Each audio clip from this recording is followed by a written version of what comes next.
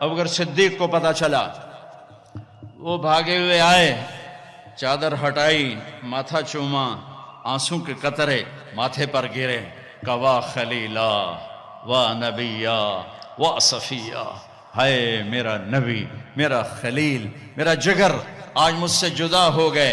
مجمع بھرا ہوا، کوئی رو رہا، کوئی چیخ رہا، کوئی خاموش، دم بخود عمر رضی اللہ عنہ تلوار لہرا رہا ہے، کوئی نہ بولے اللہ کے نبی فوت ہو گئے۔ جو بولے گا میں اس کا سر اڑا دوں گا، جو بولے گا میں اس کا سر اڑا دوں گا۔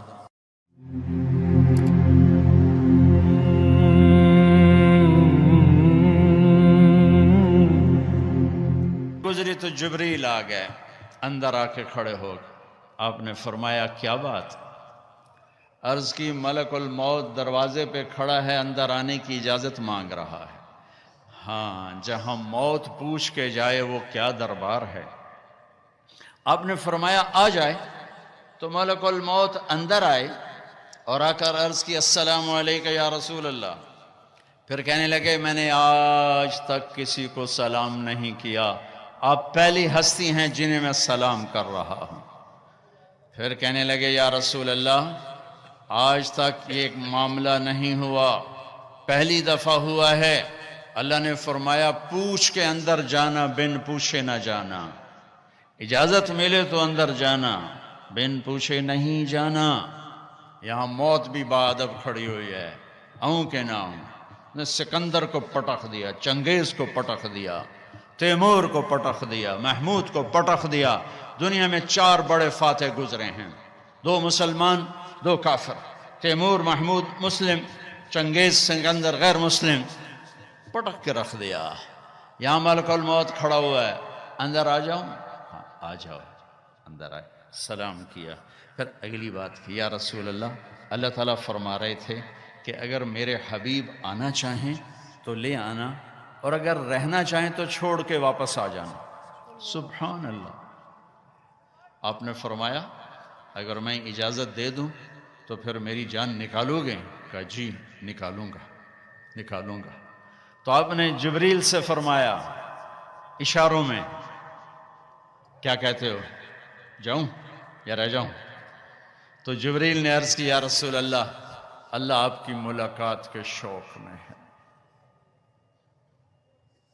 واہ یا رسول اللہ، ہائے۔ آپ نے کہا جبریل واپس جاؤ، اللہ سے پوچھ کے آؤ میرے بعد میری امت کے ساتھ کیا کرے، میں پھر جواب دیتا ہوں۔ یہ سوال نہ اٹھتا تو شاید آج ہم بھی بندر خنزیر بنے ہوتے، پر اس کملی والے کو سلام پیش کرتا ہوں جنہوں نے حسن حسین کے لیے تو ہاتھ اٹھائے نہیں، انہیں تو تقدیر کے حوالے کر دیا۔ جب ہماری باری آئی تو پکار اٹھے میرے بعد میری امت کے ساتھ کیا ہوگا۔ تو جبریل واپس گئے، پیغام لائے کہ اللہ تعالیٰ فرما رہے ہیں اے میرے محبوب، ہم آپ کی امت کو آپ کے بعد تنہا نہیں چھوڑیں گے۔ مجھے اس کی عزت کی قسم جس نے ہمیں جمع کی اور سن رہا ہے، میرے نبی کی یہ دعا نہ ہوتی تو جو کچھ امت میں ہو رہا ہے، کوئی بندر بنتا، کوئی خنزیر بنتا، کوئی کتا بنتا، کسی پر پتھر برستے، کوئی زمین میں دھسایا جاتا۔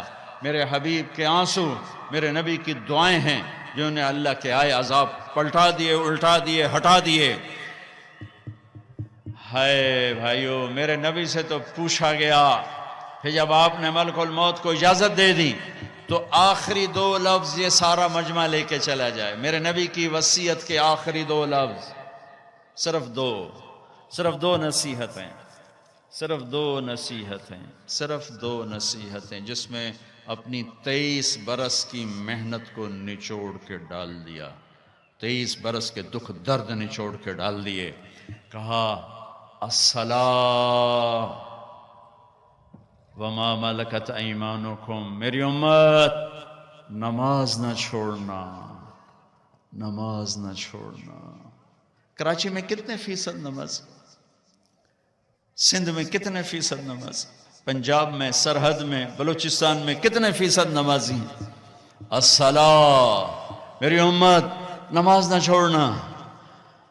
ہے اگلی بات اس سے بھی اوکھی فرمائی وما ملکت ایمانکم، میری امت کے غریبوں پہ رحم کرنا، میری امت کے نوکر، ملازم، غلام، پسا ہوا، بے بس، مسکین طبقہ، ان پہ رحم کرنا، جابر نہ بننا، فرعون نہ بننا۔ یہ جملے آپ دہرا رہے تھے، الصلاۃ وما ملکت ایمانکم، حقوق اللہ، نماز، حقوق العباد، غریبوں پہ رحم، الصلاۃ وما ملکت ایمانکم، کہتے کہتے کہتے پھر آخری الفاظ تھے الصلاۃ الصلاۃ الصلاۃ، نماز نہ چھوڑنا، نماز نہ چھوڑنا، نماز نہ چھوڑنا۔ اور پھر اللہم الرفیق الاعلیٰ، اے اللہ مجھے اپنے پاس بلا لے، مجھے اپنے پاس بلا لے۔ اور حضرت ام عائشہ رضی اللہ عنہ کائنات کی واحد خاتون ہیں جن کے سینے پر سر رکھ کے کسی نبی نے جان دی ہو۔ میرے نبی، ام عائشہ بیٹھی ہوئی تھی ایسے چوکڑی میں، میرے نبی کا سر یہاں تھا، ذرا سا یوں کر کے ایسے، اور یہاں سر لگا ہوا تھا، سحری و نحری، یہاں سر تھا، اور آپ کے آخری الفاظ تھے اللہم الرفیق الاعلیٰ، اے اللہ مجھے اپنے پاس بلا لے۔ اور آپ کی آنکھیں پھر گئیں، ام عائشہ رضی اللہ عنہ کی چیخ نکلی، باہر آواز گئی، ازواج مطہرات روتی ہوئی اندر آئیں۔ ابوبکر صدیق کو پتہ چلا، وہ بھاگے ہوئے آئے، چادر ہٹائی، ماتھا چوما، آنسوں کے قطرے ماتھے پر گرے، کوا خلیلا و نبیا و صفیہ، ہائے میرا نبی، میرا خلیل، میرا جگر آج مجھ سے جدا ہو گئے، لیکن آج کے بعد اللہ آپ پہ کوئی دوسری موت نہیں لائے گا، اب آپ کبھی کوئی دکھ نہ دیکھیں گے۔ مسجد میں تشریف لے گئے، مجمع بھرا ہوا، کوئی رو رہا، کوئی چیخ رہا، کوئی خاموش، دم بخود عمر رضی اللہ عنہ تلوار لہرا رہا ہے، کوئی نہ بولے اللہ کے نبی فوت ہو گئے، جو بولے گا میں اس کا سر اڑا دوں گا، جو بولے گا میں اس کا سر اڑا دوں گا۔ ابوبکر تشریف لائے، ممبر پر چڑھے، کہا عمر بیٹھ جاؤ، کہ نہیں بیٹھتا، تو ابوبکر رضی اللہ عنہ نے کہا ایھا الناس من کان یعبد محمدا فإن محمدا قد مات ومن کان یعبد اللہ فإن اللہ حی لا یموت، لوگو جو محمد مصطفیٰ کی پوجا کرنے والے تھے آج ان کو اللہ نے موت دے دی، اور جو اللہ کے پجاری ہیں ان کا اللہ زندہ ہے، موت سے پاک ہے۔ اور پھر یہ آیت پڑھی وما محمد الا رسول قد خلت من قبلہ الرسل افإن مات او قتل انقلبتم علی اعقابکم، اور دوسری آیت یہ پڑھی انک میت وانہم میتون، سب نے مرنا ہے میرے حبیب، آپ کو بھی موت کو گلے لگانا ہے۔ عمر فرمانے لگے میرے ٹانگوں سے جان نکل گئی اور میں سیدھا یوں نیچے گرا، اور مجھے یقین آ گیا کہ اللہ کے نبی دنیا سے چلے گئے، اور مجھے لگا جیسے یہ قرآن کی آیات آج اتری ہیں، ابھی اتری ہیں۔ حضرت انس نے کچھ عرصہ پہلے یا رسول اللہ، آپ کو صحابہ تشریف لائے تو آپ نے فرمایا میرا تم سب کو سلام ہو، جو میرے بعد میری امت ہے ان کو بھی میرا سلام کہنا، ان کے بعد جو آئیں ان کو بھی میرا سلام کہنا۔ یہ ایسا سلام کوئی امت کو دے کر نہیں گیا۔ حضرت انس نے پوچھا یا رسول اللہ آپ کو غسل کون دے گا؟ کہ میرے اہل البیت۔ آپ کو کفن کون دے گا؟ کہ میرے اہل البیت۔ آپ کو قبر میں کون اتارے گا؟ کہ میرے اہل البیت۔ آپ کا جنازہ کون پڑھے گا؟ تو آپ کی آنکھوں میں آنسو آ گئے۔